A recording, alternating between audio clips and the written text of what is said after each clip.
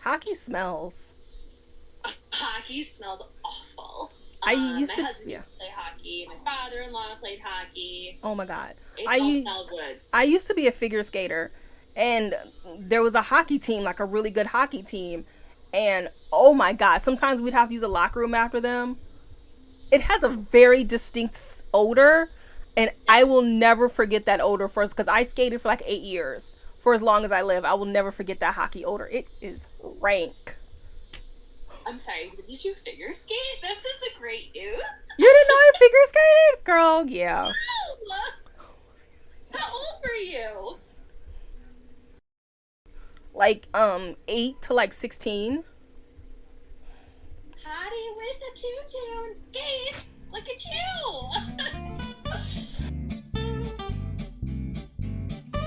Welcome to the Novel Universe with your hostesses Ashley and Dawn. We rate and review the newest and most buzzworthy books. We are true book club girls who don't always agree but do enjoy a good book discussion. I'm Ashley, the fantasy architect. And I'm Dawn, the criticizer of books. Grab your favorite beverage and come and enjoy our universe.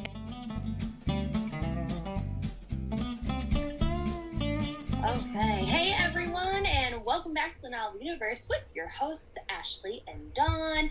And today we are going to be going back into the Bromance Book Club saga as we review book 4 in this series. If you have not read any of the Bromance Book Club books by Lyssa Kay Adams, you are going to be a little lost. If you start with this book, it is going to spoil some of the relationships that plan out between the group.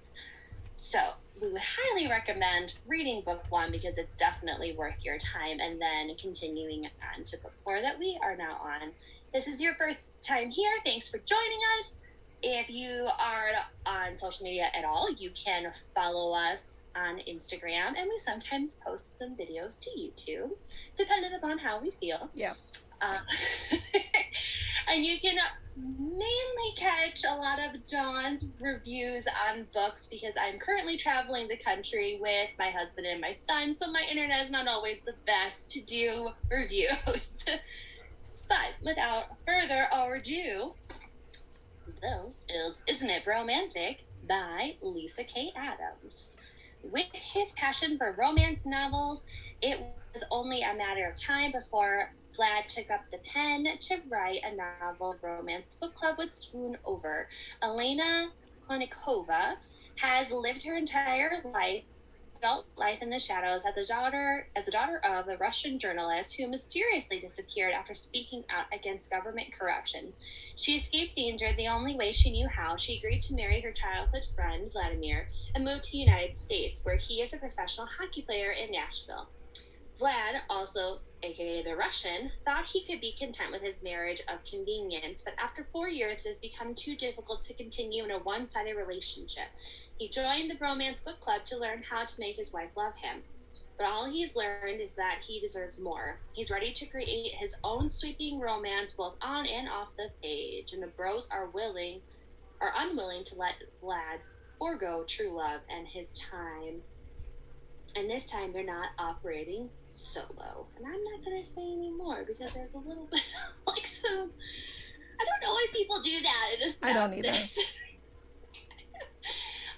So as always, our reviews go as we will do a non-spoiler, and then we will tell you when we're going to spoil some things. So if you haven't read it, don't worry, we're not going to spoil it for you right away.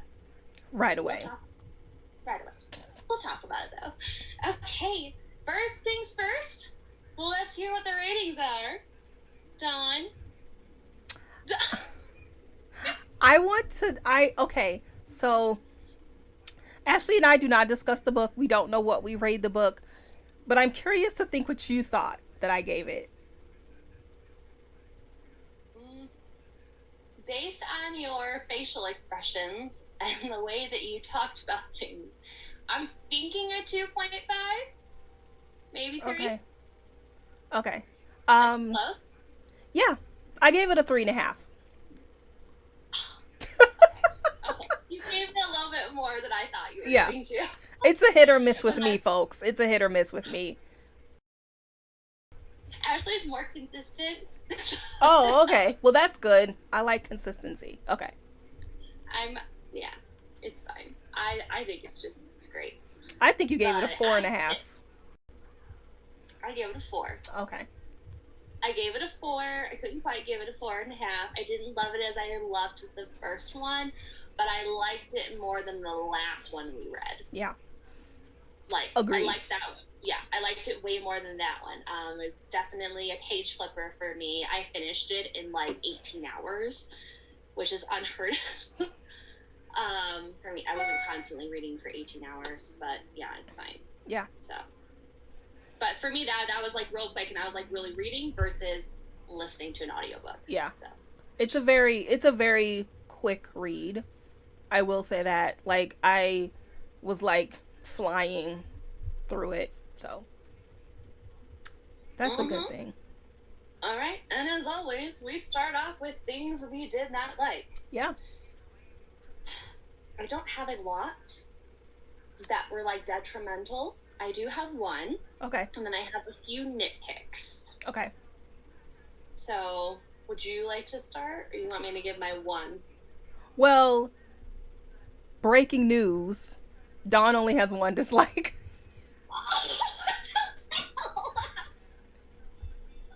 I know. It's actually not a dislike, it's a nitpick, to be honest with you. Because it didn't cause me to lower my rating. And I consider that a nitpick. So my only nitpick, I'll say, is I thought the issue with Elena's father in the end was a little cheesy. That's it.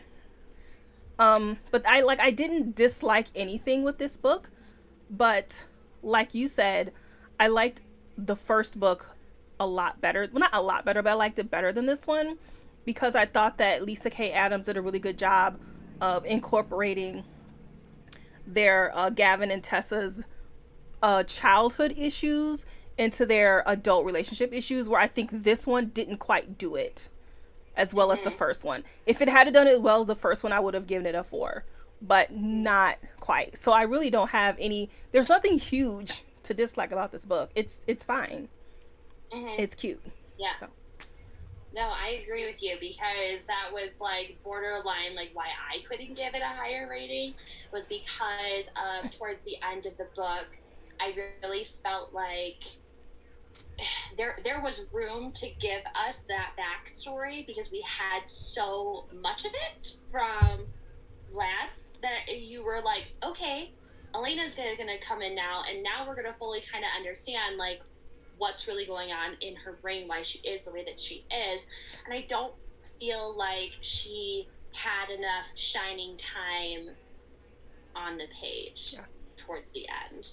That was my biggest thing, is that I really wanted to, I wish we would have seen her strengths in her specific line of work and why she knew the things that she did, because some of the things that were happening were kind of a surprise. I was like, oh, she's like on a different level than I thought she was. And there was plenty of room for us to have experienced that or led up to it, so it wasn't a shock as to when there was the big climax at the end. That's all I can say, because I don't want to like ruin it. Yeah. With this. And then, did you have any like other like significant nitpicks? Nope, that was it. No? Yeah. Okay. I think I agree. Mine's not really there. I think it's fine. What are the things you liked? Let's see. Do you want to go first? Are we talking about likes? Yeah. Okay, that was the shortest dislike that has ever happened in the history of the novel universe. I was ready to say nitpicking time, but we had none. We didn't have none. Yeah. We had none. Because hold on, because Dawn's always like, whoa. Now I'm not ready. I know. I know. Not this time. Okay.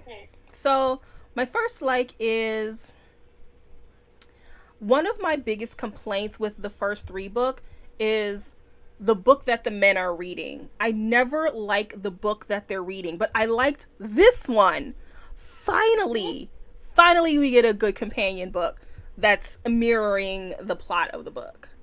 Yay. Yeah. Yeah. I agree wholeheartedly, because that was like the one thing that like kept throwing me off in the first book, and then throughout, and I was like, what is the point of this? Like, it kind of just takes you out of the story. But I think because of the way that this particular romance book, I'm not going to say who it's by or anything like that, the way that it's done has more meaning because of how it plays out with the characters. So I really liked that. Yeah. As well. I loved seeing all of the bromance men together. They cracked me up. I have just, like, I would be sitting there and just, and my husband's looking at me like, what is wrong with you? Like, you don't understand. Just because they're, like, a fun group of guys that you wish you were, like, going out for drinks with because they're a good time. Yeah. And not in a bad way. They're just good people to be around. So that was one of my likes, is that you just got, like, re-immersed into that group. Yeah. Didn't feel like I left that group at all. So that was nice. I felt like, so in the third book, Noah was an asshole. Like, he was mean to the guys, and I don't know if Lyssa, I don't know if other people had that complaint, but maybe she heard some notes and was like, okay, let's not do that. Let's put more of the guys in here than in book 3, because that was one of my other complaints, was like, it wasn't enough bromance book club, because that's what the title of the book is. Where are the guys? Because the guys are the best part. Well, not the best part, but it's what makes this book stands out. And why would you leave them out of the story? So, yes, I agree. No was like an outsider coming in. You know, he's not really part of it. The core group, if you will. I said that one thing I liked was there were several new characters. There was a group of ladies, and even though there were a lot of characters, I never felt like any of them were expendable. I felt like each one of them contributed to the plot, and I understood all of them. I never felt like it was too many, because that's often one of my complaints, is like, why do you have this character in here? It's not doing anything. But I never felt that way. So, yeah, I liked all of the new... I liked the idea that Vlad had another group of friends that he could confide in, and that they really took care of him and everything. Excuse me, my voice. But, yeah, so that was my next like. Yeah, it's because Vlad's seen as like the big friendly giant in this group. And so the fact that he has like another group of people that he confides in and is nurturing and caring for them, it's just like, oh, it's so him. It's not like out of character at all for us to be introduced to these newer characters, because they add to the story in a really good way. Or not like, well, your screen time was pointless because you did nothing for me. You know, like in one of our last books we read, it was like, what was the point of you? The story could have moved on without you. Yeah. Pretty much. Yeah. Let's see. That was one of my likes, was the crazy, like, neighbors. I loved them in this book. But Vlad's, like, confession about his relationship, I felt was so pivotal in this story because of a lot of different reasons. I can't really say a whole bunch, but I liked the fact that he was finally able to be, like, open and honest about his relationship struggles and what he wants for himself versus what, you know, he's kind of been pushed into a situation with. And he was willing to, like, let things go because he knew he deserved better and all that stuff. I really liked that part because a lot of times you don't get to see growth in male characters, and that was really big for me, was to see his growth and really go deep with him and how he was feeling about things. So I like that a lot.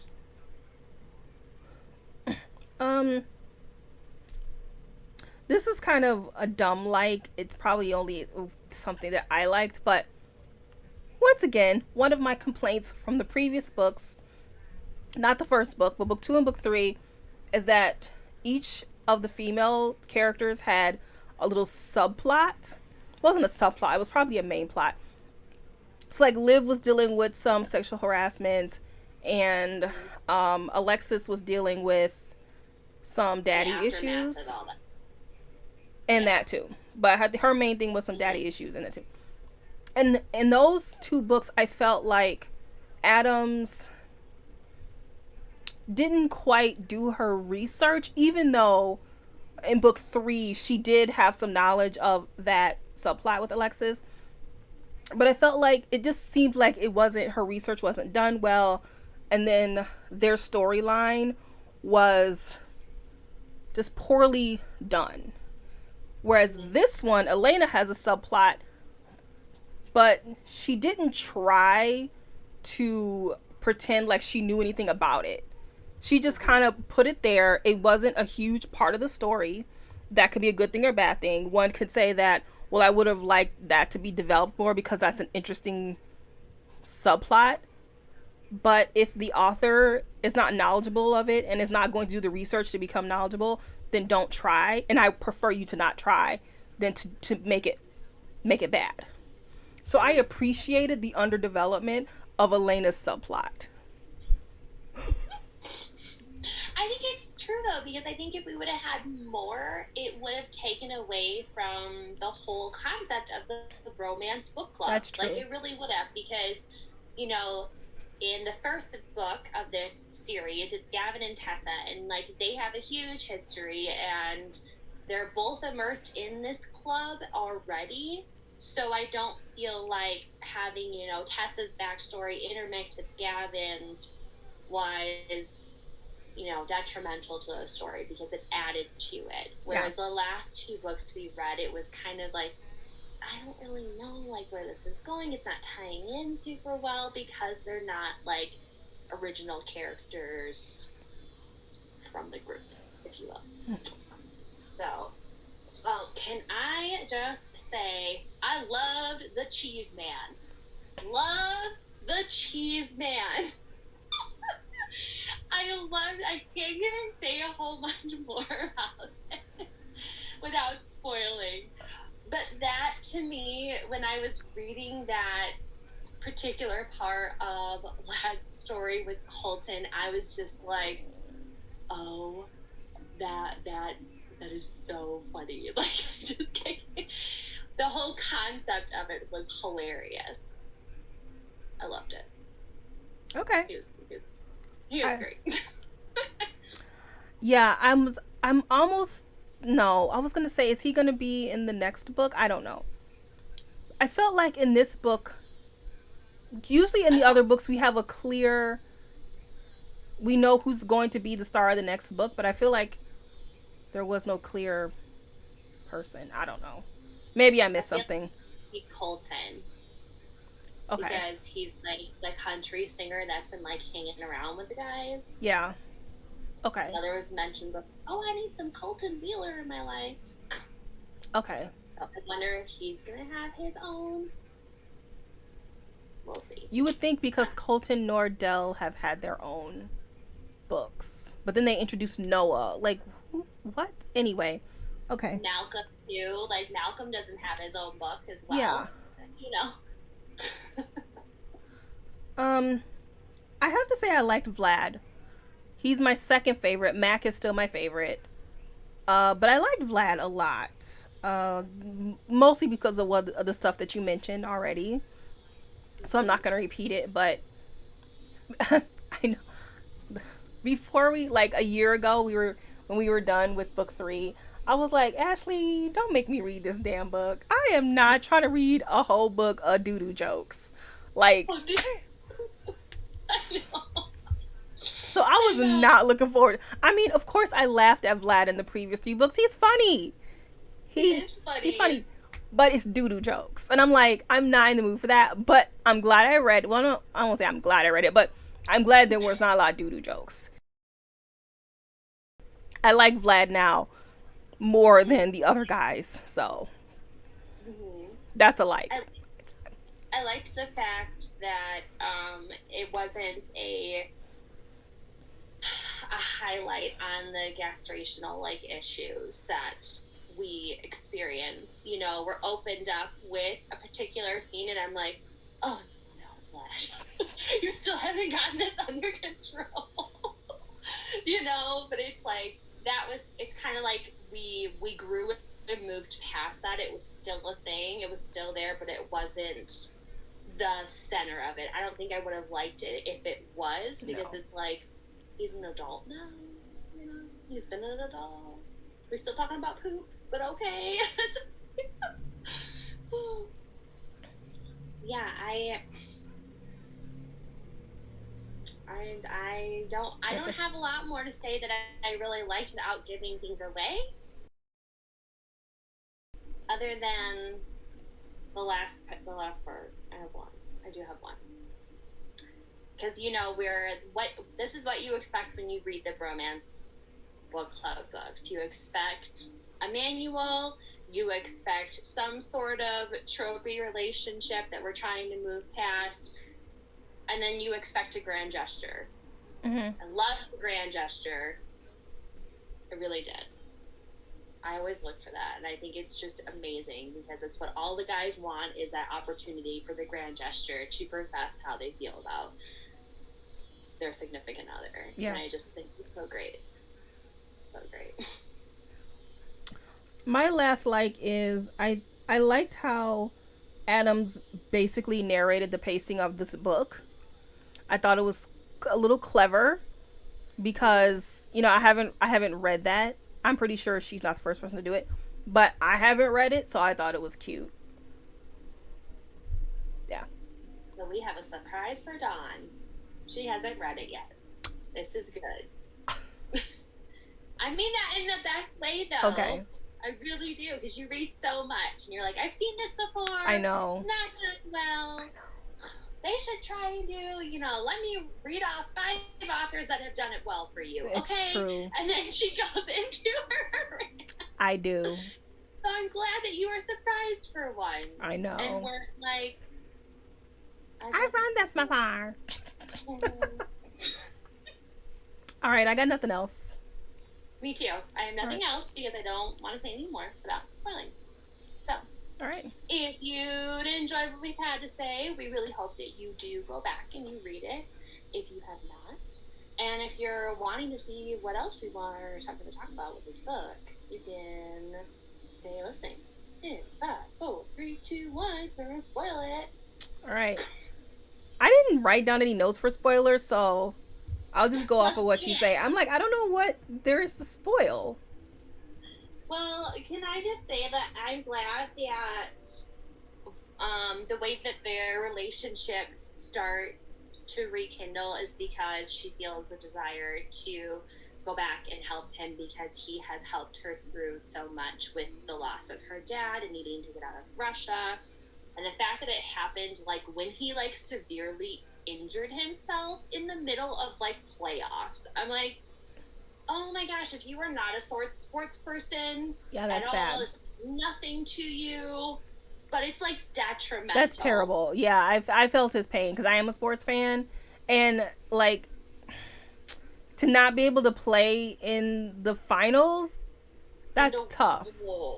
Yeah. And to watch your teammates go, like, it's just awful. So, like, that whole start of this story, I was like, oh, yes, like, I love that, you know, and because then our other main character, Elena, is really met at a crossroads where she's like, I moved over here to basically be safe, and now I feel like it's my duty to go back home and really find out what happened to my dad, you know, as her undercover journalism goes.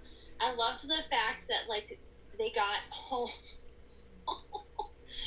and first she's met with all these animals that keep coming into the house, and she's like, when did you get a dog and a cat? And they're like, oh, it's just the neighborhood dog that comes over. There's food in the pantry. He's got crazy neighbors in his house, and it's like, what is happening in here? It's like the whole community is inside of your home. Oh my goodness. But I liked the fact that they're first met with their uncomfortableness because Vlad smells really bad because he's not Hockey. had a shower. Hockey smells. Hockey smells awful. I used My to, husband yeah. used to play hockey. My father-in-law played hockey. Oh my God. It I don't u- smell good. I used to be a figure skater, and there was a hockey team, like a really good hockey team, and oh my God, sometimes we'd have to use a locker room after them. It has a very distinct odor, and I Yes. will never forget that odor for us because I skated for like 8 years. For as long as I live, I will never forget that hockey odor. It is rank. I'm sorry, did you figure skate? This is a great news. You didn't know I figure skated, girl? Yeah. How old were you? Like 8 to like 16. Hottie with a tutu and skates. Look at you. Yeah, so anyway, the shower scene was hilarious because he had to call the bromance guys to help him. And they're all commenting about his butt. Did you? Little butt. I'm That's sorry cute. laughing because Vlad's still so Russian that he doesn't understand American jokes. Is the best way I can put it. Because they're all commenting like, well, you could bounce a quarter off that ass. And he's like, what are you talking about? And he's like, you know, your little butt right there. He's like, what do you mean? Well, your hockey butt. He's like, yeah, I have a hockey butt. Don't you know what I do with my thighs? It's because of my strong thighs you get this butt. Like, and they're just going about the butt. It's so funny because it's just like classic locker room talk. It's the best way I can put it. And it's great to be a fly on the wall when that was happening.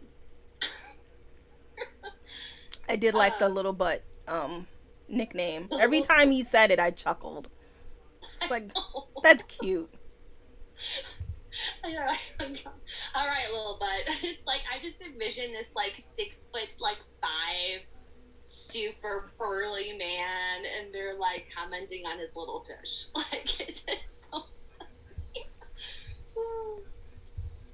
But I'm curious to hear your thoughts on Claude and Michelle and their whole like get up, the neighborhood ladies.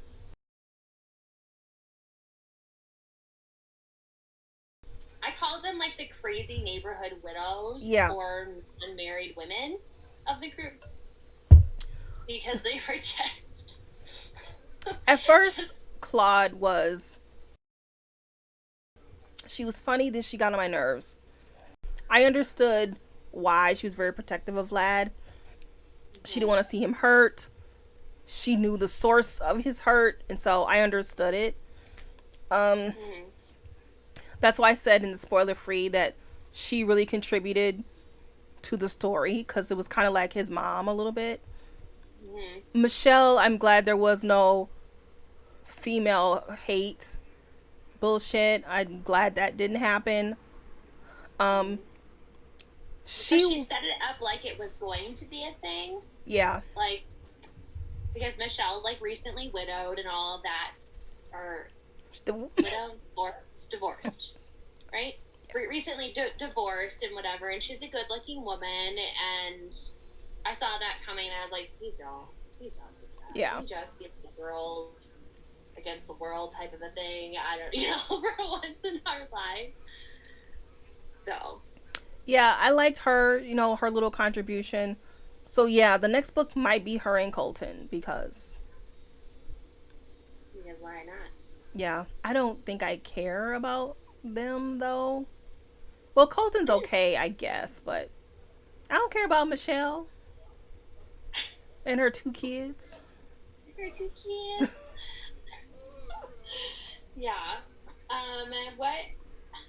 Let's talk about like their, like falling into love and like their little like poems that they used to say to each other in Russian was just like super adorable because there were just moments where you could tell that like they've had a connection since they were children of just always being a constant for each other, and he calls her his sparrow and like all of these things like that.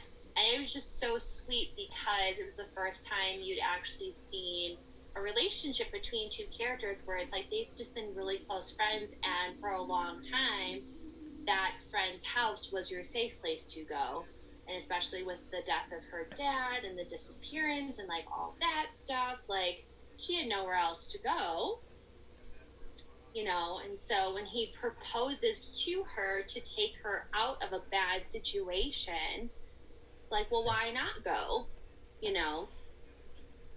So I liked that. I wish we would have seen more of Elena's journalism skills, because when we get to the end of the book, where it's the big moment where she's kidnapped, and because she's been trying to find who killed her father, who's responsible for it, because her father was on this really big case and all of this stuff. And it's like all of a sudden Elena knows like she knows how to get out of a hijack situation. She knows like how to call 911 and the license plate number. And I'm like, where was her amazing skills throughout the rest of this book? Because we don't see her as someone that's undercover and that's able to get the story, you know. And I thought it was the cheese man. I thought the cheese man kidnapped her. I thought it was the cheese man too. Russian mob. And then he wasn't, and I was like, oh, I missed it. I thought I called it. I was like, it's him. Me too. He did it. He did it. And it wasn't. It was some dude back in Russia that was her dad's like co-partner. Yeah. And I was like, oh. But she did it so well because Elena's story was not the center of attention. It was Vlad's story.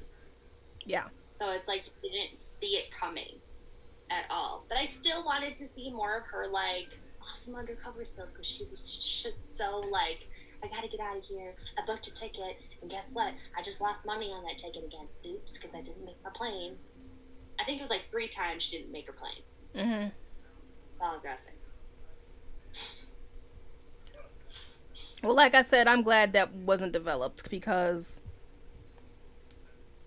I don't think it would have been done well, honestly. Mm-hmm. What'd you think of the grand gesture? I kind of don't remember. I'm sorry. I've already forgotten. Gone. I've totally forgotten. Where he's like running into her hospital room because he was trying to be the one to like save her, but he had to call the police to go and get her, and he's hobbling in with his crutches, and they're all running after him like it's the grand gesture. Okay. So just die, because then he falls, and they're just like, if you screwed up your leg that we've worked so hard to nurse you back to health to play hockey. He did screw it up, but he was okay with it because the end result was Elena. So it's fine. But still, I love that.